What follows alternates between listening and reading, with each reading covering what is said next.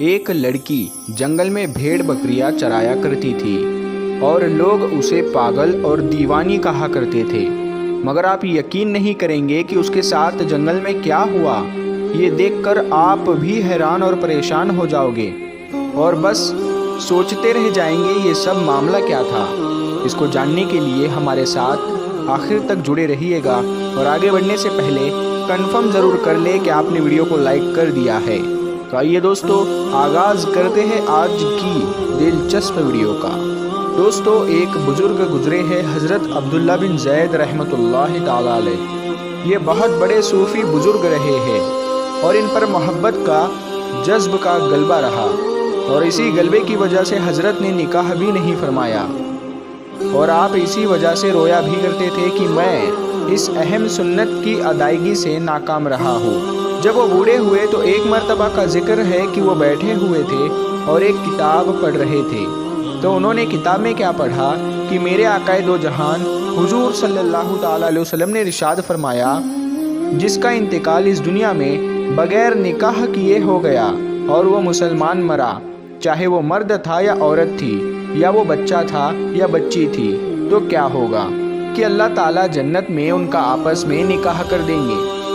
تو جب انہوں نے یہ حدیث مبارکہ پڑھی تو دل میں ان کے یہ خیال آیا، چلو یہاں پر تو نکاح نہیں کیا، لیکن جنت میں تو ہوگا ہی، تو پتہ نہیں کہ جنت میں میری بیوی کون ہوگی۔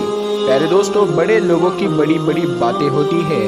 کتابوں میں لکھا ہے کہ پہلے روز انہوں نے دعا کی، اپنے اللہ سے کی، اے اللہ، تیرے محبوب صلی اللہ تعالیٰ علیہ وسلم کا فرمان ہے کہ جنت میں نکاح لازم ہے، تو یہاں تو میرا نکاح نہیں ہوا، تو جنت میں لازم ہے، تو اے میرے اللہ مجھے دکھا کہ جنت میں میرا ساتھی کون ہوگا۔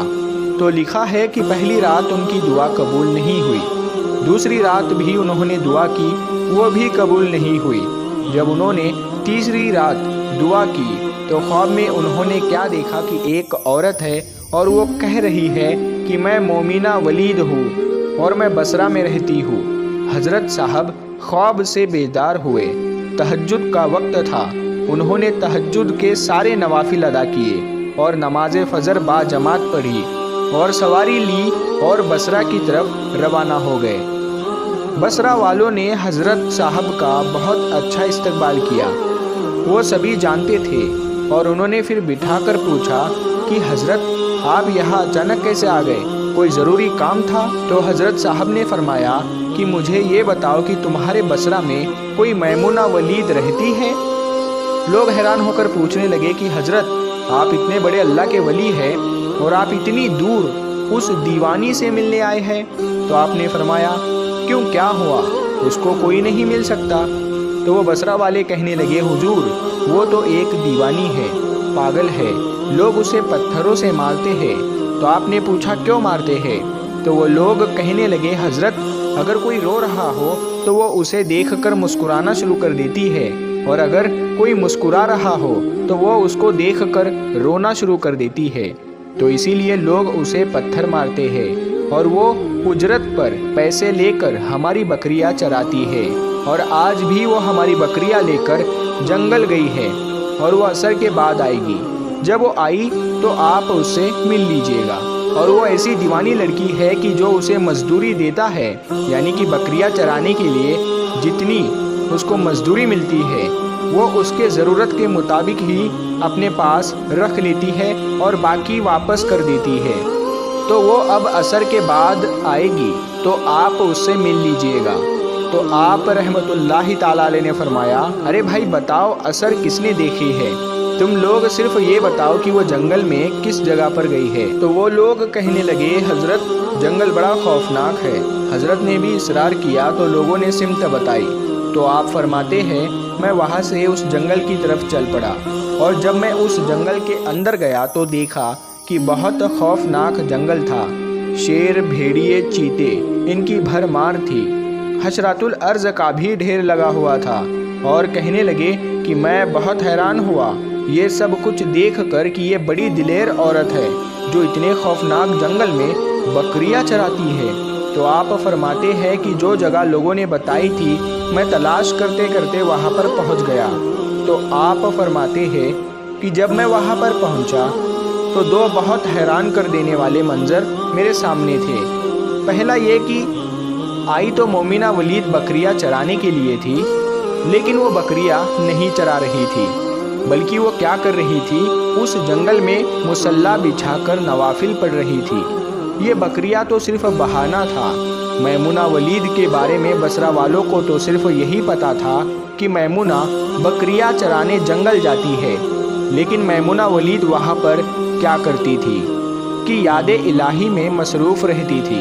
فرمانے لگے، میں بڑا حیران ہوا، اور دوسری حیران کر دینے والی بات یہ تھی کہ میمونہ تو نفل پڑھ رہی تھی اور بکریاں اس کی کون چرا رہا تھا؟ تو آپ نے کیا دیکھا کہ شیر بکریاں چرا رہے ہیں۔ بکریاں چر رہی تھی اور شیر ان کے ارد گرد پہرا دے رہے تھے، پر اگر کوئی بکری بھاگتی ہے گھیرا توڑ کر تو شیر اسے کھاتا نہیں بلکہ واپس اسی گھیرے میں لے آتا تھا۔ آپ فرمانے لگے کہ میں حیران ہوا کہ یہ فطرت کس طرح بدل گئی کہ شیروں نے بکریاں کب سے چرانا شروع کر دی اور کیسے ان کی یاری ہو گئی۔ آپ فرماتے ہیں کہ میں حیران پریشان وہاں پر کھڑا ہوں۔ مجھے نہیں پتا کہ کب میمونہ ولید نے نماز ختم کی اور مجھے پکار کر کہنے لگی، اے عبداللہ، ملنے کا وعدہ تو ہمارا جنت کا تھا، آپ تو یہاں پر آ گئے ہیں۔ تو آپ فرمانے لگے، میں بہت حیران ہوا، اس سے پہلے میری اور میمونہ کی بھی کبھی کوئی ملاقات نہیں ہوئی تھی، اور اس کو کس طرح پتا چلا کہ میرا نام عبداللہ ہے؟ تو حضرت کہنے لگے کہ میں نے حضرت میمونہ سے پوچھا کہ میمونہ، اس سے پہلے تو تمہاری اور میری کبھی ملاقات نہیں ہوئی، تو تمہیں میرا نام کس طرح پتا ہے؟ تو انہوں نے کیا جواب دیا؟ تو آپ نے فرمایا، اے عبداللہ، جس اللہ نے رات کو میرے بارے میں آپ کو بتایا، اسی اللہ نے آپ کے بارے میں مجھے بھی بتا دیا تھا۔ تو آپ فرماتے ہیں، میں نے پھر سوال کیا کہ میمونہ، یہ تو بتا کہ فطرت کس طرح بدل گئی، یہ شیر و بکری میں صلح کیسے ہو گئی، اور شیروں نے بکریاں کب سے چرانا شروع کر دی؟ تو جواب ملا کہ جس دن سے میں نے اپنے اللہ سے صلح کی، تو اس دن سے ان شیروں نے میری بکریوں سے صلح کر لی۔ سبحان اللہ! اس کا مطلب کیا تھا کہ جب سے میں نے اللہ کو پایا، اللہ نے مجھ پر رحمت کی، کرم کیا، اپنا فضل کیا۔ دوستو، انسان کے اندر جب یقین پیدا ہو جاتا ہے تو اس کی ترجیح فکر یہ ہوتی ہے کہ میری ہر حرکت، میرا ہر عمل اللہ کے رحم و کرم پر قائم رہے۔ وہی روزی دیتا ہے، وہی حفاظت کرتا ہے، وہی زندہ رکھتا ہے، وہی آفت و بلاؤں سے محفوظ رکھتا ہے، وہی خوشی دیتا ہے۔ جب آدمی کا یقین ٹوٹ جاتا ہے تو اس کی ترجیح فکر ختم ہو جاتی ہے، تو وہ اللہ تعالیٰ کے علاوہ بندوں کے سہارے تلاش کرتا ہے۔ جیسے سیٹھ ناراض ہو جائے گا تو نوکری چلی جائے گی، اور سیٹھ خوش ہو جائے گا تو ترقی مل جائے گی۔